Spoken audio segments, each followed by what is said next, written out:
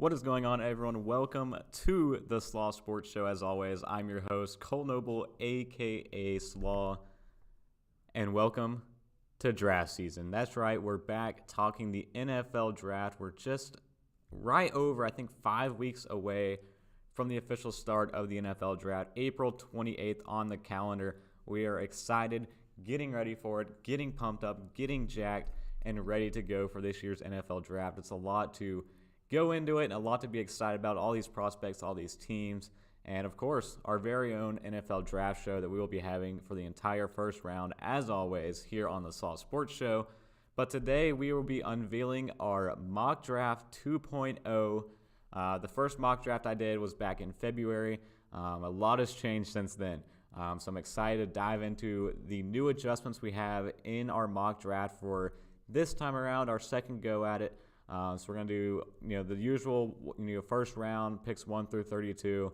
Multiple trades have transpired in the past week. We got a new 28, I believe, or a new 29. And the Kansas City Chiefs getting that pick from the Miami Dolphins in exchange for Tyreek Hill. So we have a lot of new changes that we have to talk about and unveil in our mock draft. So we're going to be doing it live here today on the Slaw Sports Show for this week's episode. And then we'll be posting the full write-up of our mock draft on the website as well that you can find at the link in our Twitter bio at the Slaw Sports Show. So let's pull it up. Let's go ahead and get started with our 2022 NFL Mock Draft 2.0. Here we go. So right off the bat, the Jacksonville Jaguars are on the clock. The first pick in the NFL Draft for the second year in a row. And really with the Jaguars pick, there's a lot to consider here. The first go at it, I had the Jaguars going with Evan Neal, the tackle out of Alabama. But since then, they franchise tagged Cam Robinson. They went out and got a beast of an offensive guard in Brandon Sheriff in free agency. And I'm going to be changing it up here today with this first pick from what I had the first time around. And there's a lot of variety. And a dark horse has been Trayvon Walker. The last few mock drafts I've seen most recently, especially a couple of them that I checked out this morning. But instead, we're going to go with the best player in the draft. We're going to go with Aiden Hutchinson with the first overall pick to the Jacksonville Jaguars. It's just a great fit for what the Jaguars need now after free agency. With free agency starting to dwindle down, Aiden Hutchinson, by far the best prospect in this year's draft. So there's a lot to be excited about with this guy going forward for the Jaguars defense. Teaming up with Josh Allen on that defensive line for years to come is going to be ideally in their situation. I do love the fit for Aiden Hutchinson going to the Detroit Lions, and there's a lot of buzz out there that the Detroit Lions are actively trying to figure out what the offer will be to move up to the number 1 overall pick, because as we have it here, the Jacksonville Jaguars could be interested. But if Detroit, loves him well enough and wants to move up to the number 1 overall pick, I wouldn't be surprised if they do so a month from now in April.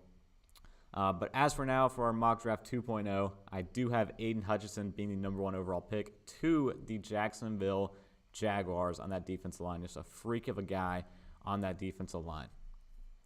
Next up, number 2 overall pick, we have the Detroit Lions. And this is an interesting pick. For the Detroit Lions.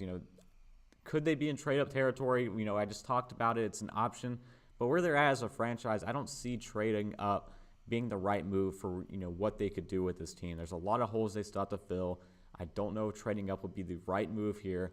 But with Aiden Hutchinson off the board, obviously their number 1 pick on their, has to be their number 1 guy on their board in Detroit for Brad Holmes and Dan Campbell that they want to add to their team. So now they're sitting in a scenario where a lot's on the table still. It's obviously the second pick of the draft. But let's pull up this real quick. The odds here via FanDuel Sportsbook. Odds to be the second overall pick in the 2022 NFL Draft. Malik Willis, quarterback out of Liberty, has the best odds, tied with Kyle Hamilton. And then that Trayvon Walker. Really starting to get a lot of buzz here as of late and jumping up draft boards. So it's interesting to see, how this is looking right now in the odds scenario. And we're going to take the favorite here with our mock draft 2.0 with the Detroit Lions. we will be going with Malik Willis. Here we go. Malik Willis, quarterback out of Liberty. I just think that he has the potential in Detroit to become the franchise quarterback that this team needs long-term for the organization. And they're in a perfect spot right now with drafting Malik Willis over the other quarterbacks in this year's class. I think Malik Willis has the most upside and the most potential out of the Kenny Pickett's, the Matt Corrals, the Desmond Ritters. And I think going to Detroit would be a perfect situation for Malik Willis. They revamped their offense this past offseason, adding in DJ Chark, re-signing some key guys at wide receiver as well. They have a lot of weapons, a nice offensive line that they're trying to build over there in Detroit. And they still have Jared Goff under contract. And I think one more year of Jared Goff trying to mentor Malik Willis before eventually handing over the reins to him to become this franchise quarterback will be a perfect situation and environment for Malik Willis to thrive in his professional career. It's a little bit of a bold pick by the Detroit Lions with the second overall pick, taking the upside here and banking heavily on that potential, going number 2, taking a quarterback in this situation for the Detroit Lions. I think that's the right move for this franchise going forward. With Aiden Hutchinson off the board, it's a no-question pick for me to take Malik Willis this high. I think this guy is everything he's advertised to be and more with his potential going forward, being a quarterback for the Lions. So this is a pick I do like with Aiden Hutchinson off the board. Detroit taking Malik Willis for me is an easy pick. I think it jumps in right heavily with this next one with the Houston Texans. And again, I've seen a lot of stuff here with the top 5 especially, maybe even into this top 3. A lot of talk of Trayvon Walker, the edge out of Georgia, but we're going to keep having him slide. Instead, we're going to go with an offensive lineman here for the Houston Texans in Evan Neal out of Alabama. I think Evan Neal could be a premier book-end tackle in the National Football League, and I think he'd be a perfect fit with what they've got going on in Houston, the long-term rebuild that they're doing. And if they, there's been a lot of rumors out of Houston this past offseason, this past free agency that's still currently going on with Laramie Tunsil, and especially with the Tyreek Hill trade in Miami, the Tunsil talks came back up in that trade they made with the Dolphins. But I think even in long term, if they decide to keep Laramie Tunsil in the fold of this team, Evan Neal, Laramie Tunsil on that offensive line would be a perfect 1 and 2 tackles to have for the long term for this team in Houston. And depending on who the quarterback is, you have to protect them first and foremost. If you don't have the guy in house right now, you at least want to get the anchors in place. And I think tag teaming Evan Neal on one side with Laramie Tunsil on the other would be a great situation for the Houston Texans. As opposed to targeting a defense here with this pick, targeting a guy who could be a difference maker in a potential long-term project where you try to build him into something dominant and ferocious on the defensive line. Instead, I go with the safe, reliable pick here, getting the best offensive lineman in my opinion in this year's draft in Evan Neal. Guy's a monster, ready to absolutely be an anchor on an offensive line from day one. And how can the Houston Texans turn that down with the stake of their franchise right now? So next up, we got the New York Jets, and still some quality talent obviously on the board here at pick number 4. We're going to go double up here with another offensive lineman, and we're going to go with Ike Ekwonu out of NC State. And Ike Ekwonu is another guy that I really love in this year's draft. It's a guy who's really done it all on the offensive line. You can put him at guard, you can put him at tackle. But I think with the Jets here, taking him has to be the move if you're Joe Douglas. Just think of the options now you have on your offensive line. With Mekhi Becton on one side, you added some guys in free agency. Last year in the first round with your second pick, you took Elijah Vera Tucker. Now, Ike Ekwonu and Elijah Vera Tucker probably form the best guard duo in the National Football League if Joe Douglas elects to go this route with his first pick in the NFL draft. And still, we see a a continued slide at some of these defensive players. 3 straight offensive guys, coming off the board in my 2.0 mock draft. But Ike Ekwonu is a guy that I like, and I think is a good fit for the Jets, especially stealing him from the next team on the board, their fellow New York rival in the New York Giants. They're obviously obviously, of course, in the market for an offensive lineman as well. But I think the Jets will, try to steal one in front of the Giants. I think that they're highly interested in. So I think the Jets come away with Ike Ekwonu with number 4, their first pick of the top 10, as we can see. Which means next up we do have the next team in New York, the New York Giants.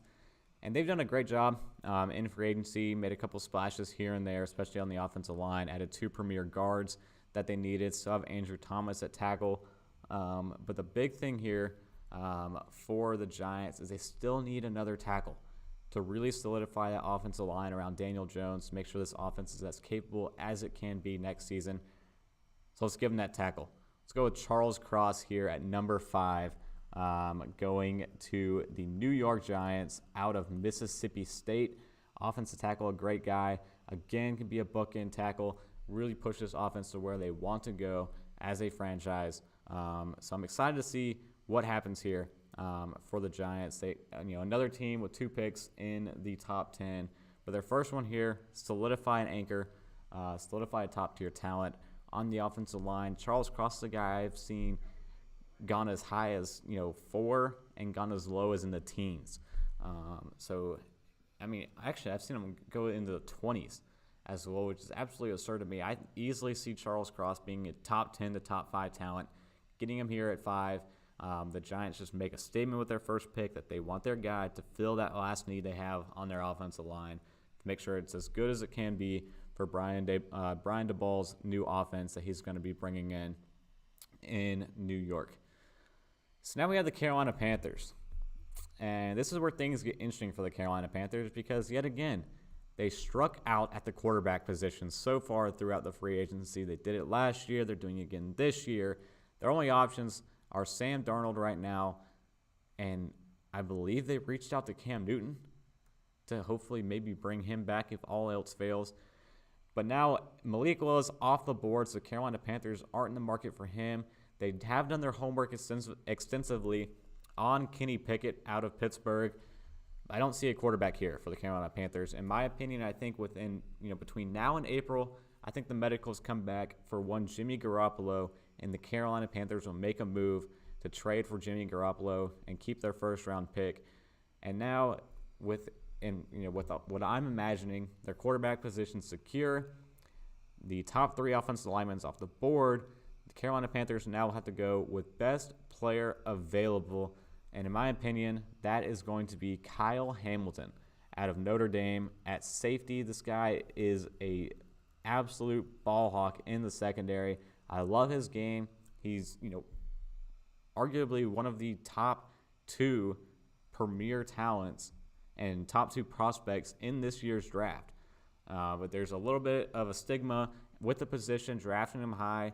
But I think the Carolina Panthers would be smart making this decision. Last year, took a defensive back in the first round in J.C. Horn. I think they do it again this year in Kyle Hamilton. That will just allow the defense more opportunities and another weapon to make plays on the back end. And it also allows the Carolina Panthers to move Jeremy Chin down in that box role, back down closer to the line of scrimmage where, he really excels in his game. And you have now your top tier safety on the back end that can play the deep thirds, play the deep middle in coverage, and try to get turnovers that way. I think that's the best interest for this team. And with the way the board has shaked up right now, Kyle Hamilton, the best player off the board, has to be coming off here at 6 for the Carolina Panthers, especially if, like I said, they lock up a quarterback before April, say a Jimmy Garoppolo. Kyle Hamilton will easily fall right into the Carolina Panthers' laps and be a slam dunk pick to easily make here at number 6. So next up, we have the Giants back up on the board. And what is Joe Schoen going to do the second time? The first time, he went with Charles Cross out of Mississippi State to solidify his offensive line. Now I have him bulking up the other side of the ball on the defensive line. We're to go with Kayvon Thibodeau, which means a continued slide of everyone's favorite this year, Trayvon Walker, as of the past couple of weeks. We're going to do it with Kayvon Thibodeau out of Oregon. This guy, he's sliding a little bit, but he's a freak. I mean, this guy is upside of, potential Myles Garrett caliber at the position. But, there's a little bit of some question marks with his attitude, with his heart, not physical, but, the mental, the motivation to play football, being a football guy. All that stuff is knocking Kayvon Thibodeau down the board, in a lot of teams' draft boards from interviews they had during the combine. There's going to be, hopefully getting to meet him even more throughout the process leading up to April. But for the Giants, getting a guy whose caliber is up there of a potential Myles Garrett on the defensive line and Kayvon Thibodeau, a little bit of a project guy you're going to have to work on. But adding him to that defensive line with Azeez Ojulari, who they took in the second round last year, will just be a good combo to have on that defensive line to create some pressure and some havoc in the NFC East. And a good, overall long-term duo. Honestly, two building blocks that you're going to be building on long-term in this franchise on that defensive line. So I think the Giants will be excited about this pick. I'm excited to see him fall down to 7 and be able to snag him here. Now at 8, we have the Atlanta Falcons, and honestly, I'm tempted. I'm tempted to do it. I think I'm going to make a trade. I think I'm going to make a trade here as the official GM of this mock draft for all 32 teams. I'm going to do a trade with the Pittsburgh Steelers. So we're going to move Atlanta down to 20 and move Pittsburgh here to number 8. I think the Pittsburgh Steelers are in the market for a potential quarterback that they're going to want to get here at 8. So I'm going to have them slide with the Atlanta Falcons. I think Atlanta, after moving on from Matt Ryan, should be in a huge market to try to get a potential pick here in exchange, maybe a 2023 first rounder from the Pittsburgh Steelers in order to move up for a quarterback next year. So the Steelers moving up to 8 on my mock draft via the Atlanta Falcons, and I will have them selecting their guy at quarterback, Kenny Pickett, out of Pittsburgh, keeping him at home. So Kenny Pickett here, quarterback in Pittsburgh, stays in Pittsburgh after trading up with the Atlanta Falcons. I like this decision. This is what I had on my first mock draft, I believe, at 20, but I think the way it's going now, 2 quarterbacks are most definitely going to fall in the top 10, and the Pittsburgh Steelers aren't going to be waiting to 20 to get their guy. They've done a lot of research on Kenny Pickett. I see Mitchell Trubisky's signing being more of a bridge type of situation that happened with Mitch Trubisky. You think about what happened there in Chicago, signing Mike Glennon to a slightly similar 2-year contract. Glennon's was a lot less of a deal than what Mitch Trubisky will be getting in Pittsburgh. By what happened? The Chicago Bears traded up and still took Mitch Trubisky anyways. I see that same situation happening now with the Pittsburgh Steelers on the other end for Mitch Trubisky. They signed him in the offseason to a 2-year deal, and now they trade up, in my opinion, and take Kenny Pickett because I think they believe he will be their long-term answer at quarterback. So they're going to trade up and make sure that they get him here with the Atlanta Falcons. And like I said, the best move here for the Falcons is trading back and trying to get another first-round pick next year that will give them the arsenal to move up for a quarterback after moving on from Matt Ryan. Next year's a lot stronger of a quarterback class. So trade down now here and start looking into next year what you can do after riding out Marcus Mariota for a year. So now at 9, we have the Atlanta Falcons. And okay, I'll stop the slide here. I'll have Trayvon Walker falling here out of Georgia. Trayvon Walker to the Seattle Seahawks. This is a guy who was an absolute freak. I mean, let me pull this up right quick. His relative athletic score, 9.99 RAS. Look at these numbers out of him. 40-yard dash, 4.51. Has a 2.62 20-yard split. His 3-cone drill, 6.89 is fantastic at his size. Vertical 35.5. These numbers are insane out of Trayvon Walker. But I do think he starts to slide. I'm not as high as him as the rest of the media, NFL media are right now. Pushing up, pushing this narrative up that he could be a potential top 3 pick. That he's a dark horse to be the number 1 pick off the board. I definitely see him being a top 10 talent, but I see him sliding into the back end of this top 10, especially with the Detroit Lions and the Pittsburgh Steelers that I have trying to make some noise and go after a quarterback. Travon Walker would be a steal here for the Seattle Seahawks and exactly what they need. They are in the market here at 9 for a potential Matt Corral pick, in my opinion. Trying to get a quarterback after trading Russell Wilson. But instead, I see them riding a year with the Drew Lock, Geno Smith duo. Try to keep what they can with DK Metcalf and Tyler Lockett intact. And now add a franchise player on defense, a defensive lineman that Seattle has desperately needed for a long time in the last few years, trying to get a absolute stud on that defensive line. They can do so here with Travon Walker, who falls right into their laps, and they'll be happy to take him here with the number 9 overall pick, thanks to the trade with for Russell Wilson. They're able to make a move here and getting a guy who's, like I said, just an absolute freak. I think Seattle will be ecstatic for this pick and being able to move forward now with their guy on the defensive line that all the Seattle Seahawks fans should be excited for going into next season. So next up, we have the number 10 overall pick, the New York Jets, back on the clock. What does Joe Douglas do the second time around after taking Ike Ekwonu at number 4? We're going to have him go on the defensive side of the ball here, just like similar to what we had with the New York New York Giants, starting off going with an offensive lineman and turning around with their second pick, going with a defensive player that they think can develop into a franchise guy. And what do the Jets need on defense? Cornerbacks. Cornerbacks, especially with the speed coming into that division. Let's give them the number 1 corner in the draft, one of the best coverage corners in the class, one of the fastest corners in the class, in Sauce Gardner. Ahmad Gardner out of Cincinnati. I love this guy. This guy's tape speaks for itself. He's an absolute menace on the back end. At the cornerback position, especially on the outside. He's going to be the guy that is going to be tasked with guarding Tyreek Hill 2 games a year. Stephon Diggs potentially there 2 games a year out of the Buffalo Bills. And all of the number 1 receivers. Sauce Gardner will answer the bill. And Rob Saleh is going to love this pick. I'm sure he's frustrated with the depth he has at the cornerback position right now, and Sauce Gardner immediately helps that glaring need on the Jets defense, and getting him at 10. Joe Douglas would be ecstatic about it. Robert Saleh will love this pick. Jets fans, I know, I've seen it all over Twitter. They are begging for Sauce Gardner to come to 10 and come to New York. So we'll give it to him.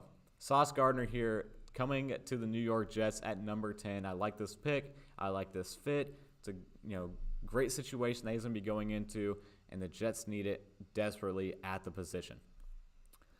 Next up, we have the Washington Commanders, fresh off getting their new quarterback in Carson Wentz, and also fresh off of losing one of their franchise players in Brandon Sheriff on the offensive line. A glaring need now at offensive guard.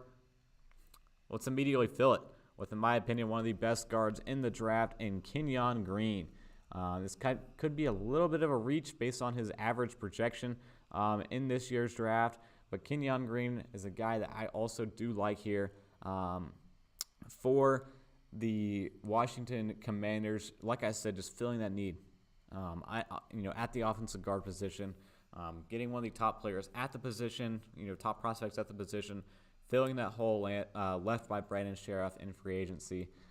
This is going to be a guy Carson Wentz is going to love to have in front of him.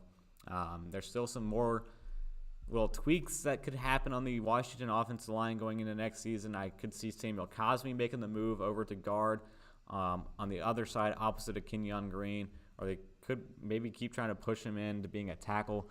I think a guard combo of Samuel Cosmi and Kenyon Green would work wonders for the Washington Commanders, for Ron Rivera's offense, and for Carson Wentz coming in now, being the new quarterback for this team. So Kenyon Green to the Washington Commanders. New team, new name. Their first-round pick here being a Commander will be Kenyon Green. Now we got the Minnesota Vikings fresh off of getting some former Packers in free agency, including Chandon Sullivan and most notably Zadarius Smith. They're able to re-sign, kind of just rework more of Kirk Cousins' contract, keep him on tat on offense. I don't see any glaring needs on the offensive side of the ball for the Minnesota Vikings. So this new pick, first pick, in this new regime in the front office of the Minnesota Vikings, we're going to have them take a defensive guy here in the post-Mike Zimmer era. They did bring in Kevin O'Connell, an offensive guy, but I don't think they go offense to this first-round pick. We're going to have them go on defense here. And just like we talked about with the Jets, the biggest need on defense for the Minnesota Vikings, I was a big favorite on potentially getting an edge early in the draft process for Minnesota. But at this point, Zadarius Smith, Danielle Hunter, locked in place now, being the two premier pass rushers on this team. We'll have them go with the second cornerback here off the board out of LSU. We'll go with Derek Stingley Jr., who is a guy that a lot of people are questioning. You look back at his career at LSU, the first 2 years, this guy was fantastic. Everyone was talking about how he was going to be one of the top players one of the top picks in this year's draft, would easily, by far, be one of the best prospects, would easily be the number one cornerback off the board. But then his past few seasons, had a little bit of mistakes, couple errors, and just did not look like the same player he was during his first 2 years out of LSU. So Minnesota, they're going to be taking a little bit of a risk here, but they have desperately been searching for a number one cornerback for years. They tried their luck with Patrick Peterson in free agency. That didn't work out. They need to get a guy. And this is a guy in Derek Stingley Jr. who I think that they can take the gamble on and try to see if they can groom him back into what he once was at the position. So this is a good fit.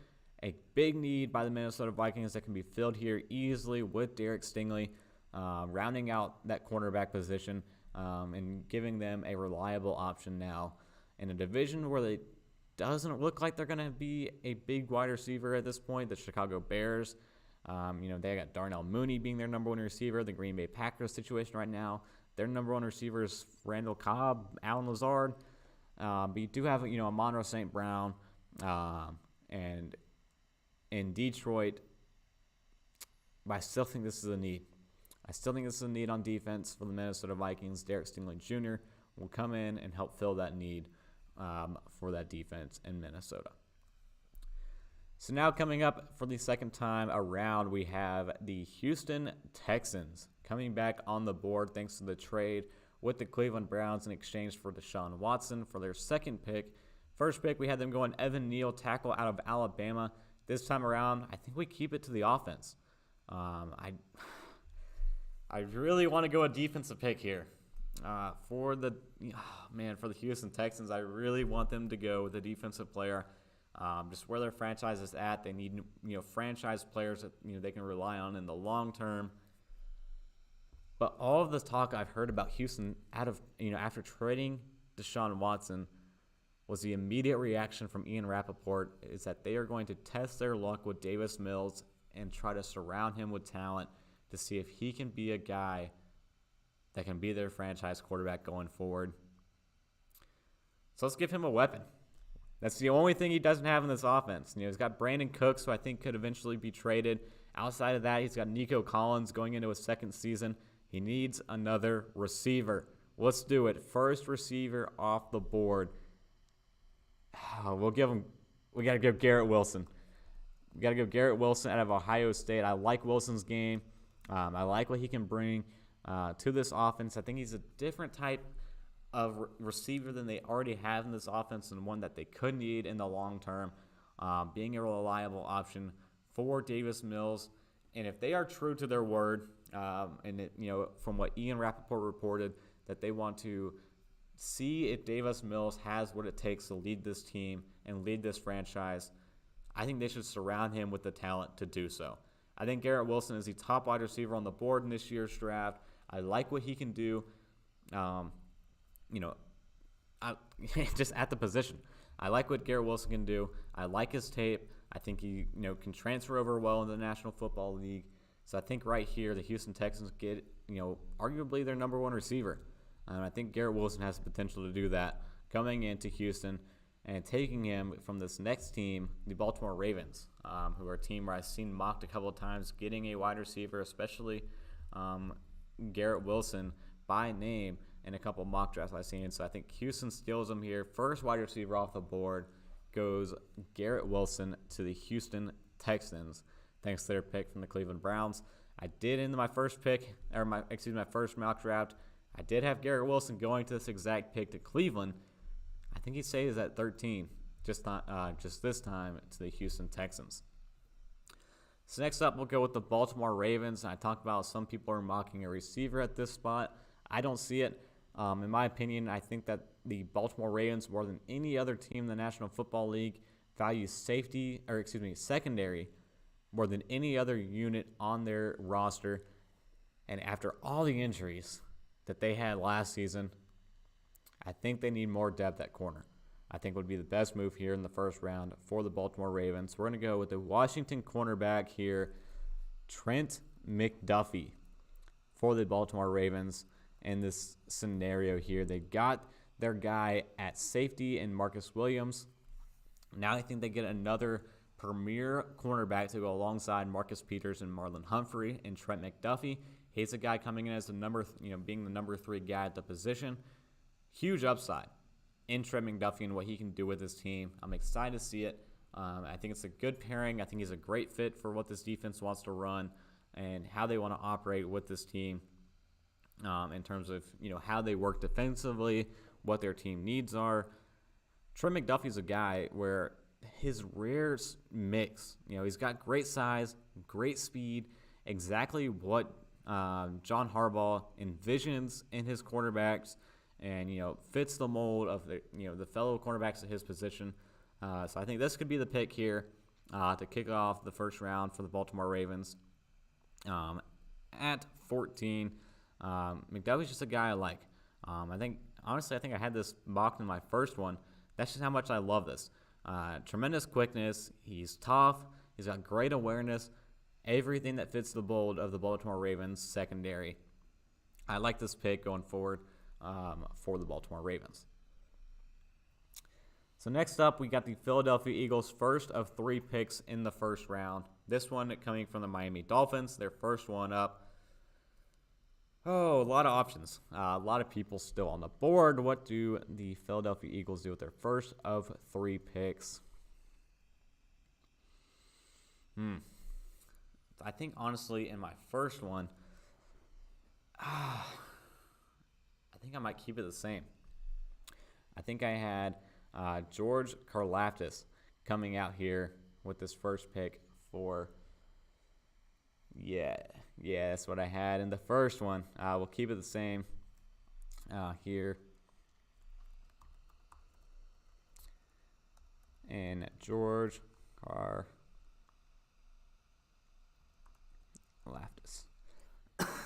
Excuse me. George Karlaftis here. Take a little water break.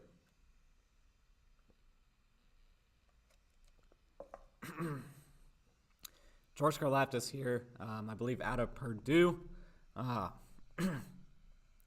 be a good pick here. The Philadelphia Eagles desperately need some youth and production on that defensive line. I think Karlaftis can give them that, and I'm excited to see how he works on that defensive line in Philadelphia. They did add Hassan Reddick in free agency. They brought back Fletcher Cox, but George Karlaftis out of Purdue. Guy's got crazy instincts off the edge, was crazy productive out of Purdue, and I think would be a good pick here to kick off this first round for the Philadelphia Eagles. We're going to take a quick break here before we get to this next Eagles pick. Obviously, a little bit losing my voice, so we're going to get some water and come right back into this thing. Sit tight, and we'll finish up this mock draft here on the Slaw Sports Show.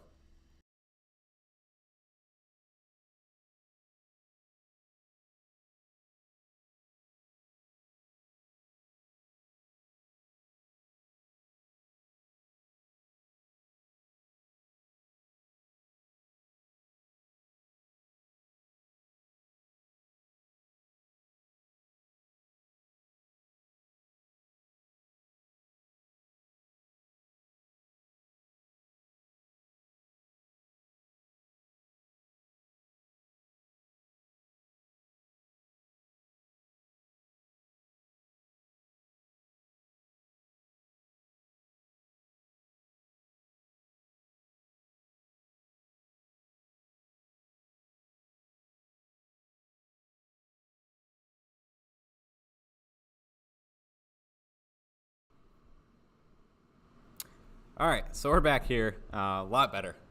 So we'll continue this first round. Next up, the Eagles' second pick of back-to-back, first two of three in the first round. So first one we had George Karlaftis out of Purdue. Like I said, adding youth to that defensive line is a big need that they can fill here with this first pick. Next up, I'll have the Eagles correcting the sins of Howie Roseman and getting the right receiver for the job in Drake London out of USC. Again, the same thing I had last time. For the Philadelphia Eagles, Drake London's just a good fit for this offense. What they desperately need on offense is a guy who can win contested coverages. And that is the best trait of Drake London in his game, is being able to win on the outside, win on one-on-one coverages. So it's just a great fit. A great fit and a great move by the Philadelphia Eagles, adding in Drake London here with this pick. Arguably, Drake London could be the best wide receiver in this year's draft, and I think this is a good situation for him to get into in Philadelphia, working alongside last year's Heisman winner and first-round pick Devonta Smith. But Drake London, just crazy catch radius. I just going back to my scouting report here, doesn't have the ideal speed, but he dominates. 50-50 balls. After the catch, seeks the contact, fights for the extra yards. Everything the Eagles need in their offense. They get it here with their second first-round pick, in Drake London. So next up, we have the LA Chargers going into the second half of our first round. And the Chargers made some work in this offseason, some major work. Most notably trading for Khalil Mack and also signing J.C. Jackson in free agency. And Sebastian Joseph Day on the defensive line. They re-signed or extended Mike Williams at wide receiver. A lot of moves by the LA Chargers. But one thing that I still think that they can add on is that defensive line. Joey Bosa, great. Khalil Mack, great. Together, insane. Sebastian Joseph Day has been productive, but I think you could add another option in that middle at defensive tackle, and I've seen it mocked a lot, and I think it's a great fit. And it's Jordan Davis, defensive tackle out of Georgia. Huge guy, absolutely destroyed the combine with his numbers. I like what this guy can do. He's, uber athletic. And, ultimately, Brandon Staley running this defense now with what they have in Asante Samuel, J.C. Jackson, Kenneth Murray, Derwin James, in this defensive line that I've talked about heavily with this pick. Adding in Jordan Davis, oh my God, what a situation this would create for every team that the LA Chargers face going up against next season. I think this is a good pick here. Jordan Davis, defensive tackle out of Georgia, coming in to the LA Chargers would be a great scenario, a great landing spot. Jordan Davis, honestly, at 17 is a steal. I could see Jordan Davis easily being a top 15 guy, maybe knocking on the door of top 10 caliber prospect. Getting him at 17, Brandon Staley will love seeing him fall there. He did add a defensive tackle in free agency. I was a little bit worried about this one, but I'm going to keep it here. I like this, situation. I like the scheme fit for Jordan Davis, teaming up with Brandon Staley and the rest of that defensive line, and just straight up going to work on day one is a good fit for this team. Now we have the New Orleans Saints. And the New Orleans Saints last year really stumped me during my NFL draft extravaganza last year, our live NFL draft show, by taking Peyton Turner, a guy who I hardly did any research on, was a huge left field pick by the New Orleans Saints, and that's how they always are. Always unpredictable of what they can do. Many people have mocked quarterback here by the Saints, but they did re-sign Jameis Winston. They gave him a lot of guarantees to a 2-year extension. I don't see them drafting a quarterback here because I think with 2 years and a lot of guarantees on Jameis Winston, they're banking on him being their starting quarterback going forward and coming back and being healthy. A guy who was 5-2 as a starter last season. A lot of people have talked about wide receiver maybe here at 18 for the New Orleans Saints. Chris Olave, that's still on the board. A Jameson Williams perhaps, teaming up with Michael Thomas, who's expected to come back next year. I don't know. I don't know what the Saints are going to do. And honestly, this might be the one where it's just completely out of left field. Oh, man. Just looking at here, my options I have, trying to fit for the Saints. This isn't a need, but I think it's one that the Saints could like going forward long term. I'm going to give them Zion Johnson. Could be the move here by the New Orleans Saints, going with an interior offensive lineman. It doesn't fit the need that they have on the offensive line. They still need an offensive tackle after moving on from Teron Armstead, but I think Zion Johnson here could be the move that surprises a lot of people. I like Zion Johnson's game coming out of Boston College. Like I said, he's got the ideal frame to be an offensive guard. Not really much of what he did outside that position. He, was used as a pulling guard a lot. I just don't know what the Saints are going to do. But I think Zion Johnson could be viewed as one of the most perfect prospects when you look at his position and you look at what he can do in the National Football League, to where I think the Saints can't pass this up. Adding in this depth on the offensive line is going to be key for this team going forward in protecting Jameis Winston. And I just don't think that there's a tackle right now where I think that they could try to snag. And in my opinion, I go with the safer prospect in Zion Johnson. Let things play out farther down the road and replacing Teron Armstead. Try to work that out towards training camp. Maybe try to bring a guy in free agency here at the tail end of it. But I think Zion Johnson's just too perfect of a prospect to pass up here by the New Orleans Saints. So now we got the Eagles third time around at 19. What do they do here with their third pick in this year's draft? I had them going in. We're going to have double dip on the defense here. And I know Gio, the podcaster, you want the linebacker. Still two great linebackers on the board. We've yet to even dip into the linebacker market in the linebacker position group. But I think we're going to dip into the cornerback room again and go with the second cornerback out of Washington, in Kyler Gordon. Kyler Gordon is a guy who is an opportunistic defensive back. I think pairing him up on that defensive unit with big play Slaw would just lead to a lot of big turnovers for this Philadelphia Eagles defense. I like this pick by the Eagles. Adding in another cornerback to go alongside Darius Slay really rounds out that position and make sure that they have what they want long term at that position. Kyler Gordon's just an aggressive play style at cornerback. You put him on the outside, he's fluid, got excellent speed, very instinctive and off coverage, and honestly just a perfect comp and perfect duo alongside Darius Slay.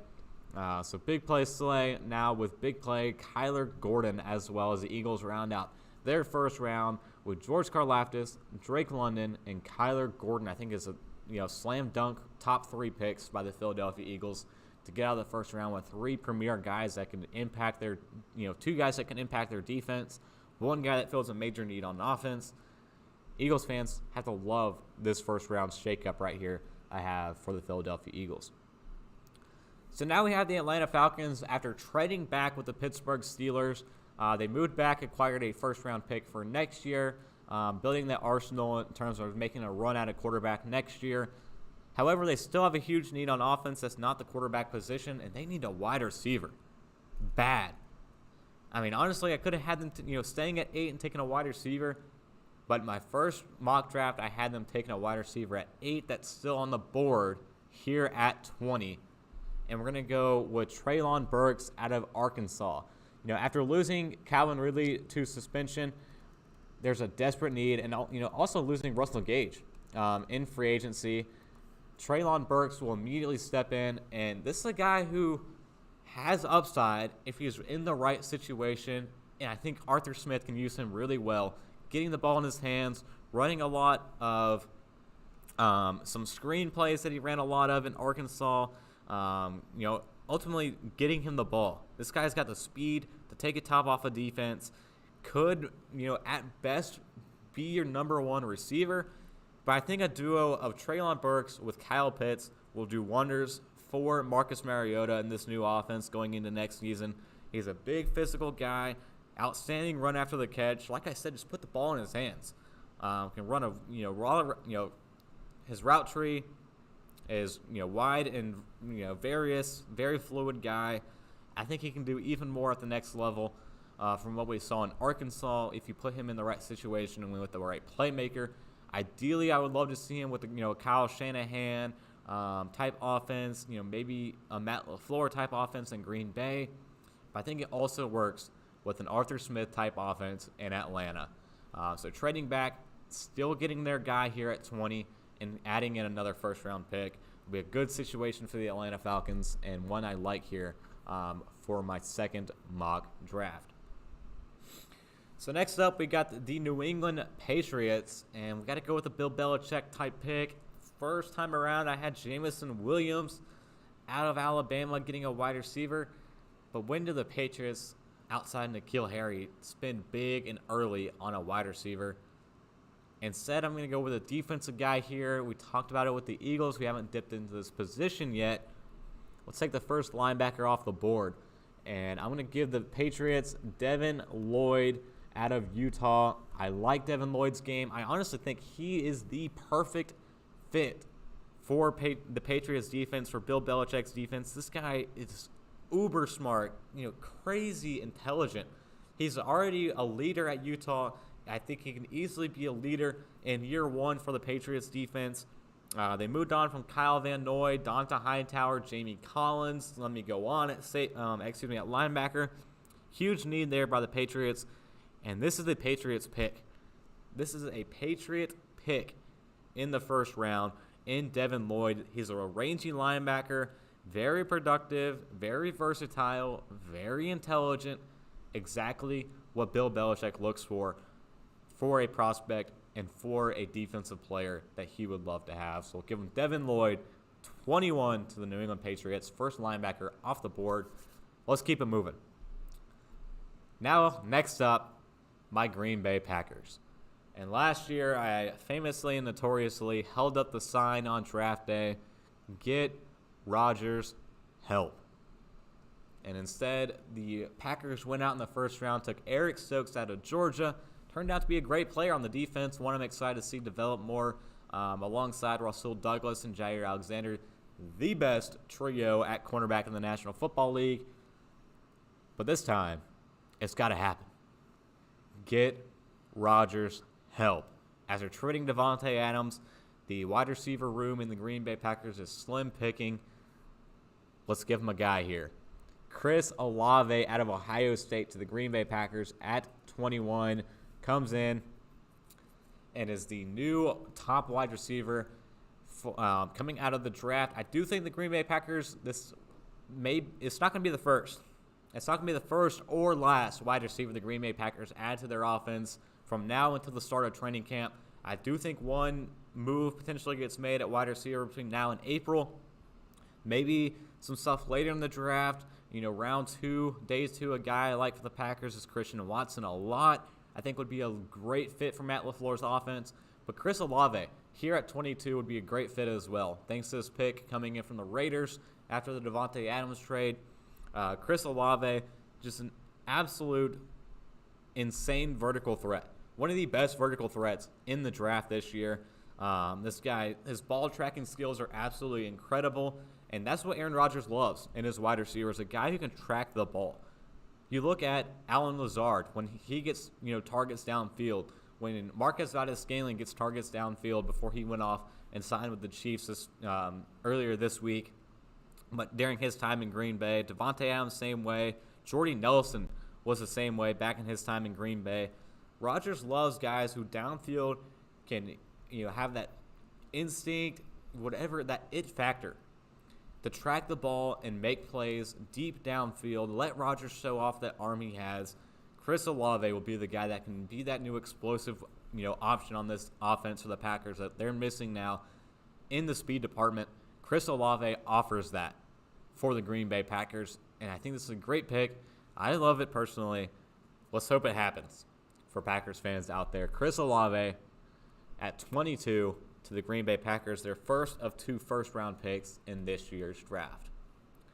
Next up, we have the Arizona Cardinals, and honestly, there's a guy on the board right now who a lot of people had in the easy top 15 mark, and we're sitting at 23. How is he on the board?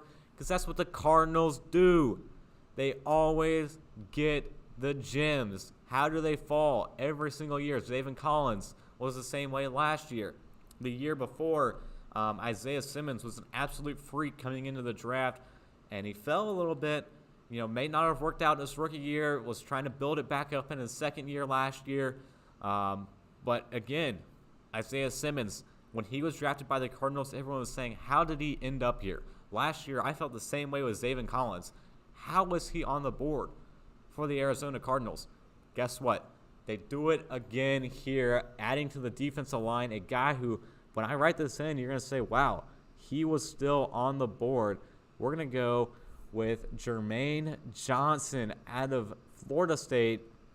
How is Jermaine Johnson still on the board? Because that's what they do. The Arizona Cardinals always find the gems that fall. So Jermaine Johnson the second going to the Arizona Cardinals. The Cardinals they're coming out of the first round with an edge. I don't care who it is. They're coming out of this first round with an edge or a cornerback, someone to go alongside Byron Murphy or someone to go alongside J.J. Watt on the defensive line. I think the pressing need here is someone on the defensive line. After losing Chandler Jones, you got to find a way to replace that type of production on your defensive line if you want to get back into the playoffs next season. Jermaine Johnson at Florida State is that guy. And again, how is he here? We don't know. But it always happens. And I think he's the guy that falls, and everyone is kicking themselves for letting this happen. Jermaine Johnson to the Arizona Cardinals. So now we got the Dallas Cowboys next up here, and I see 2 options with the way our board's situated, who we've brought in here for the Dallas Cowboys to look at 2 routes. I think one way they could go could be a linebacker, potentially Nakobe Dean out of Georgia, but they did bring back Leighton Vander Esch. I just really like the idea of bringing in a different linebacker into Dallas after losing Randy Gregory, and so that way you can move Micah Parsons, the reigning defensive rookie of the year, move him back into the edge where he is best fit with his talent. But I do think the prior and desperate need and most desirable need here for the Dallas Cowboys is replacing La'el Collins on the offensive line. So let's go ahead and do that here with the guy we had in our first mock draft. We're going to keep him here in the second. Bernhard Raimann is a guy that I think could be a huge addition to this Dallas Cowboys team. Will really open up what they want to do on offense in terms of the run game with Ezekiel Elliott and Tony Pollard. This guy is a beast in the run game. Hands down, not even looking at pass protection. And the run game, that's where he strives. Bernhard Raimann out of Central Michigan. But I do think he has the option in pass pro and pass protection to try to alleviate some of what was lost from La'el Collins. I don't think he's going to be as impactful straight off the bat, but I do think that's a desperate need that they need to fill, and Bernhard Raimann gives them the opportunity to do so while tapping into some of what they want to do on offense and helping bring back the Cowboys for toward what they want to be in terms of trying to make a run next year in the NFC Conference again. So Bernhard Raimann, we had it the first time, we'll have it the second time again to the Dallas Cowboys, filling that pressing need at the tackle position. Next up, we have the Buffalo Bills, another team in free agency who has made a lot of noise, especially Von Miller. I mean, that contract they gave to Von Miller was absolutely insane, but they still made a couple moves on the offensive line that they added in. I think they might be in the maybe could be in the market for another wide receiver to go alongside Stephon Diggs. I don't think they do that here. I think they go on defense. They're not going to go defensive line. What do the Buffalo Bills? I mean, they're stacked at safety. The linebackers are great. They need cornerback depth. They desperately need some cornerback depth. That's something that honestly stopped them from going to the Super Bowl last year. Was the lack of depth at the cornerback position, After losing Tre'Davious White, we're gonna go with it. We're gonna go with the quarterback here out of Clemson. Give them Andrew. Here we go. Andrew Booth here to the Buffalo Bills. Write it in. Andrew Booth Jr. to the Buffalo Bills. I like this fit. This guy he's a different type of corner than Tre'Davious White. And I think, honestly, that might prove well as a good compliment for Tre'Davious White at the cornerback position. But like I said, fills a need. He's an athletic guy, and a great option in press coverage for the Buffalo Bills. Just the athleticism. He's given the balls in front of him. Has some constantly misses. Looking at my scouting report, that is something I do remember watching. The constantly misses. But honestly, this is a depth piece. A depth piece for a championship-type roster where you just pick the guy that fills the biggest need in your depth, and that's the cornerback position. I think Andrew Booth will be a guy who is a perfect complement with his size, with his athleticism, with the way he operates in press coverage, to be able to come in and be, a guy that in short yardage situations can press, in the red zone, can press wide receivers off the line of scrimmage, pretty much eliminate them from the game and eliminate them from the play will be something that the Buffalo Bills will need. And, the depth is what killed them on defense, especially in the secondary last year against the Kansas City Chiefs on that final drive. So I think the Buffalo Bills have to add on to that, and Andrew Booth gives them a good way to do so.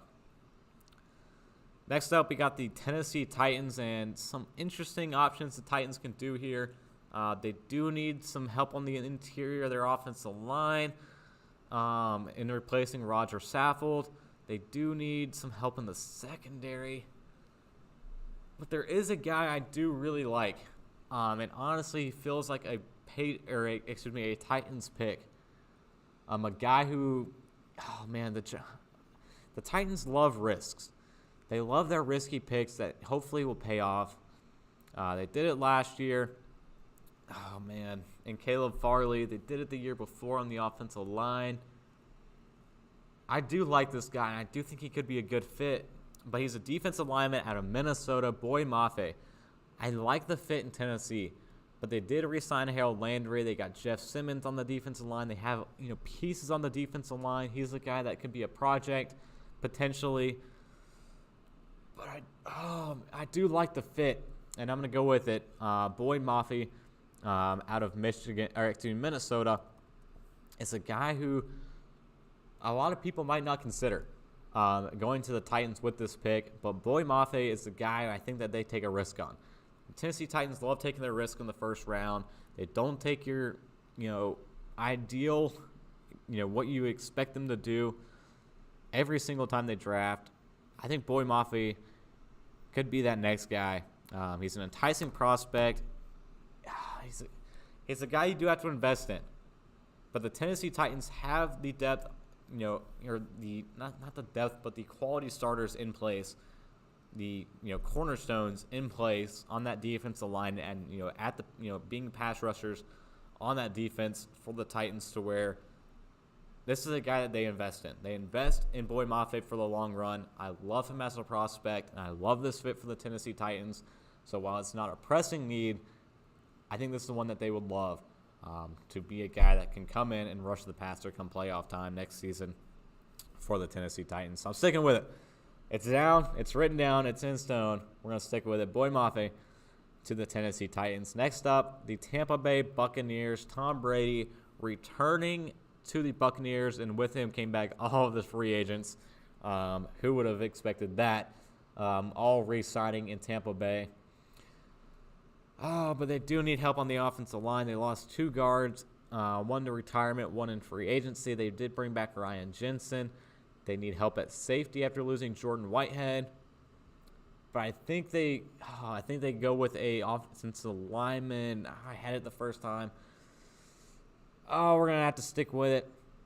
The Buccaneers will be wise to do this, and I think this is a move they go in. We're going to give them Trevor Penning here with this pick. I think Trevor Penning being a bookend tackle, pairing in nicely with Tristan Wirfs from 2 years ago would be the ideal pick here.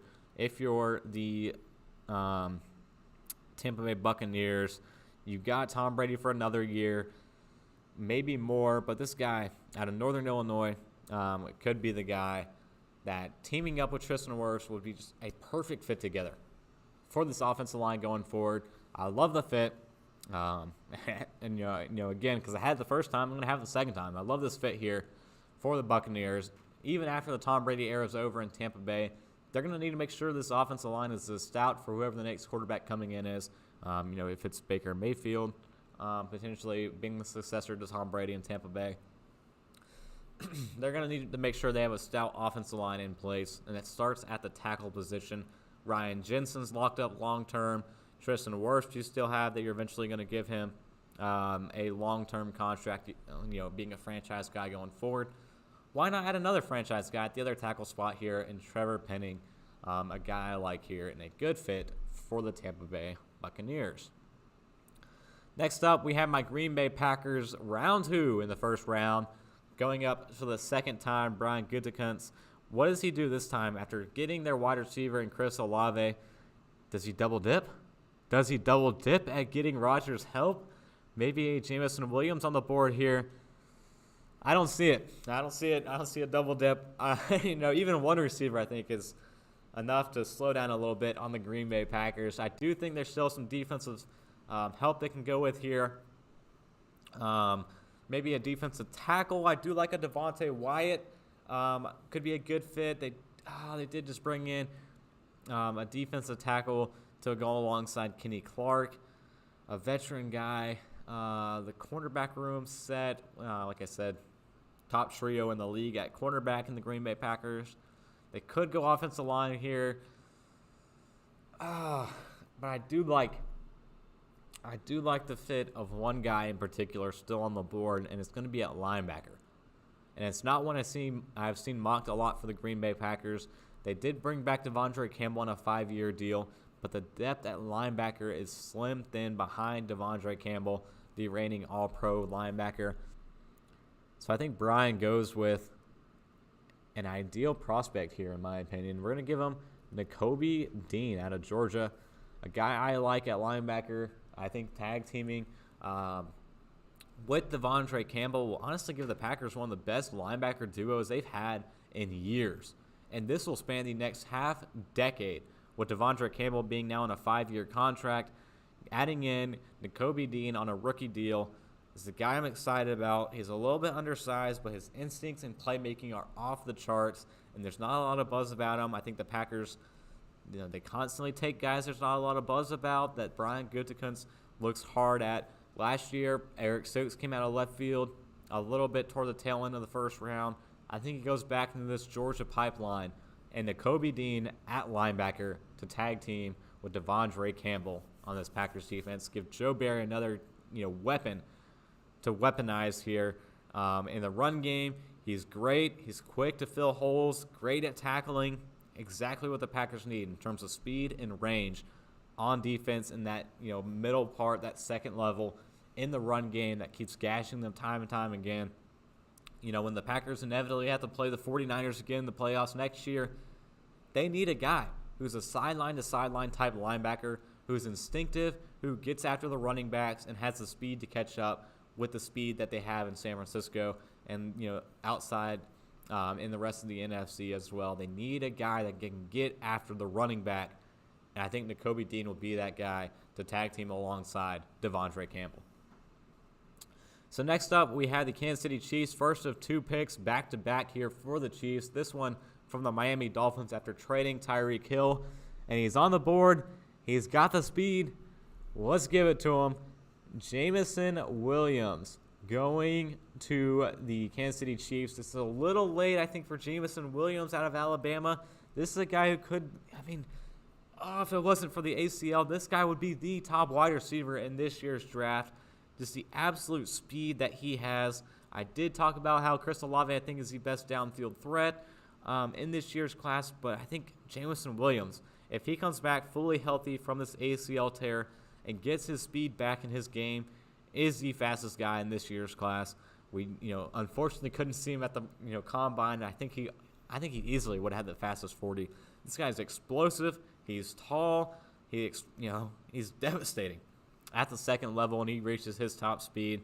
But there are some things he needs to clean up. But I think in this offense, with Patrick Mahomes, he has the opportunity to where he just comes off the line, he hits a double move, hits that top speed, and is gone. And who better to give him that ball in that situation than Patrick Mahomes? It's hard to replicate speed, one of the hardest things to replace in the National Football League. But the Chiefs bringing in Marquez Valdez-Scantling from Green Bay Packers and now drafting Jameson Williams out of Alabama, they now add two guys who have ridiculous game-changing speed to their offense for a fraction of the price of what they would have had to pay Tyreek Hill to be that option in their offense. They now have two of them to go alongside Juju Smith-Schuster, Travis Kelce at tight end. This is great. This is a great pick by the Kansas City Chiefs and a great start. Let me flip this here. We had it in the wrong spot. First pick, Jameson Williams from their Miami pick. The pick that they traded Tyreek Hill for, they take their guy that they would hope to replace him in Jameson Williams. It's going to be a while till he comes back from rehabbing from this ACL tear suffered in the national championship game. But the Chiefs, it's the Chiefs. He'll be back by playoff time and be a difference maker once it's time to go for the Chiefs next season. So now coming in here, second pick for the Kansas City Chiefs. Back up on the board. They got their new wide receiver on offense. The rest of their offense, I like how it's shaped up. Running back is still iffy, but I don't think any running backs are worthy enough to go in the first round this year, especially to try to replace Clyde Edwards-Helaire right off the bat.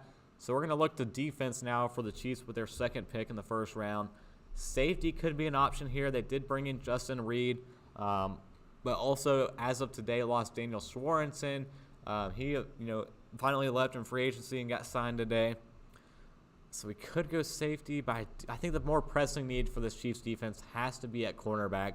That's a bone-thin position for them. So we're going to go with a guy out of Florida here, a Florida Gator, Kiar Elam at cornerback for the Kansas City Chiefs. Kiar Elam, we had him going much earlier in our first mock draft, but I think he hasn't got that much buzz, but it's a player I do like, and I can see the Chiefs falling in love with to add to that defense and add into that secondary at, again, a position that they desperately need. So tag teaming, first, back-to-back picks, Jameson Williams and Kiar Elam for the Kansas City Chiefs. Two great, 1-2 hits in the first round. The one thing I do like about Kiar Elam, that real quick I was trying to pull up here from my scouting report, combination of length and strength needed to reroute opponents.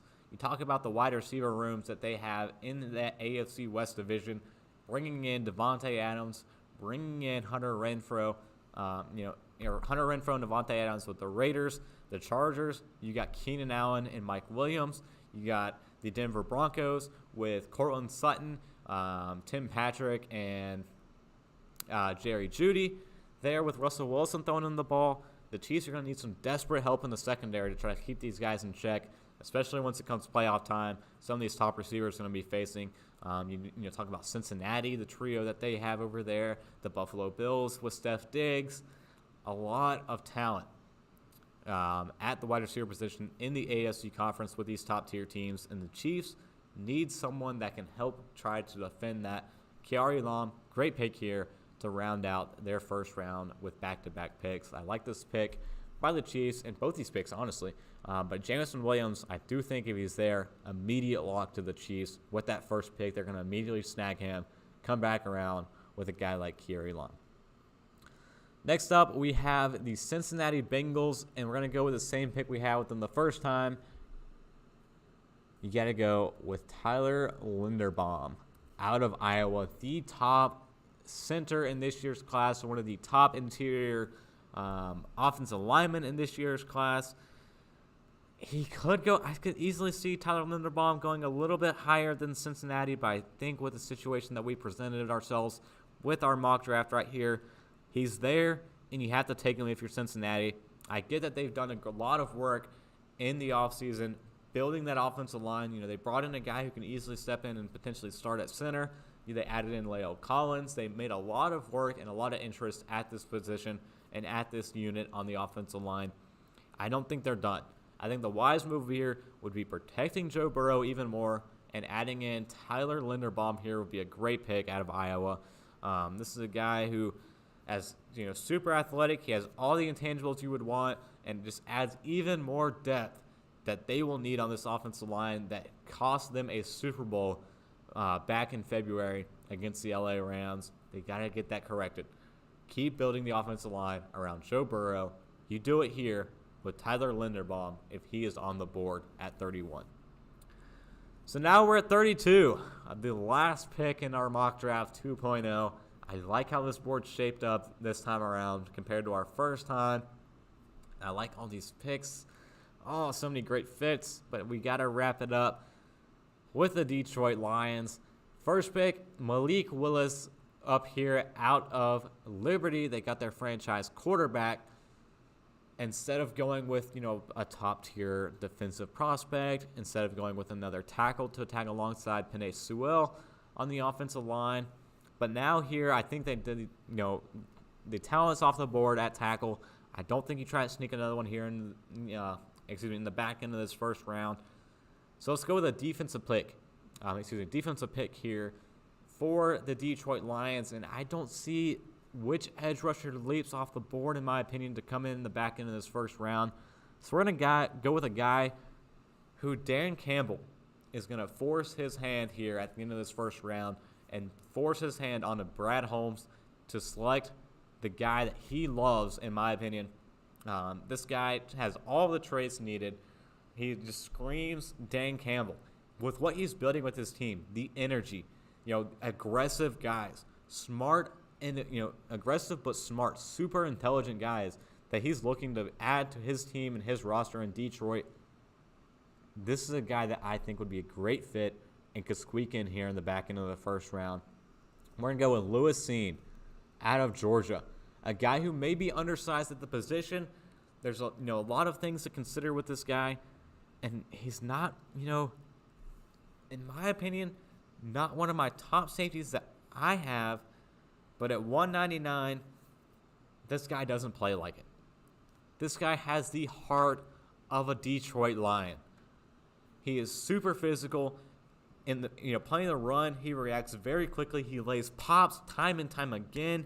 He's a physical tackler. He doesn't play like 199. I get that he's small, for his size. He doesn't have the frame that you would want him to have, being a big hard-hitting safety that he is, but he is smart. This guy's Wonderlic test was out of the park at the NFL Combine. He's shown in meetings with teams he is intelligent. This guy is super intelligent, and teams love him. Scouts love him. General managers are going to love him, and this just screams Dan Campbell to me at the back end of the first round. Lewis Cine out of Georgia at safety, coming in, being the top guy now on that defense for the Detroit Lions in the secondary. I like this pick. I think this would be a great way to end the first round for the Detroit Lions. So there it is, our 2.0 Slaw Sports Show NFL mock draft for the 2022 NFL draft right here before you. Right down from picks 1 to 32. Even threw in a trade. Look at this. Even threw in our own trade in this mock draft. But I love the picks here. I love the situation that we're able to make for some of these teams with some of these picks. I think this would be a great way for the first round to go and end up. So that's all we have. Thank you all for joining me. I hope you guys enjoyed the first round of our 2022 NFL Mock Draft 2.0. Thank you guys all for watching. We're going to keep things pumping out each week with shows. So we'll see you next Friday from 6 to 7 p.m. Eastern Standard Time, or if you're over here on the Pacific Coast, like me, 3 to 4 p.m. Pacific Standard Time as well. NFL Mock Draft draft season. It's upon us. I'm excited. getting pumped up and ready to go for April. Draft show, either here or on One-on-One Sports. We'll see what happens.